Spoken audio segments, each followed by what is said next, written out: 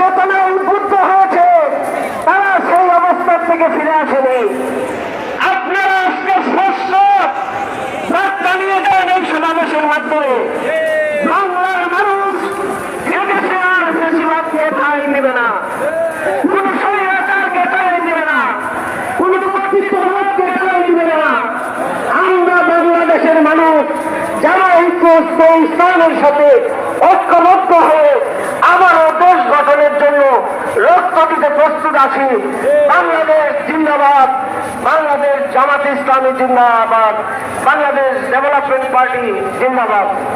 সংগ্রামী সাথী ও বন্ধুগণ, আজকের এই ঐতিহাসিক জাতীয় সমাবেশে এখন আপনাদের সামনে বক্তব্য উপস্থাপন করবেন বাংলাদেশের সর্বোচ্চ আদালত, বাংলাদেশ সুপ্রিম কোর্টের বিজ্ঞ আইনজীবী, বাংলাদেশের আইনজীবীদের প্রিয় সংগঠন বাংলাদেশ লয়ার্স কাউন্সিলের সংগ্রামী কেন্দ্রীয় সভাপতি, বিজ্ঞ আইনজীবী অ্যাডভোকেট জসিমউদ্দিন সরকার, অ্যাডভোকেট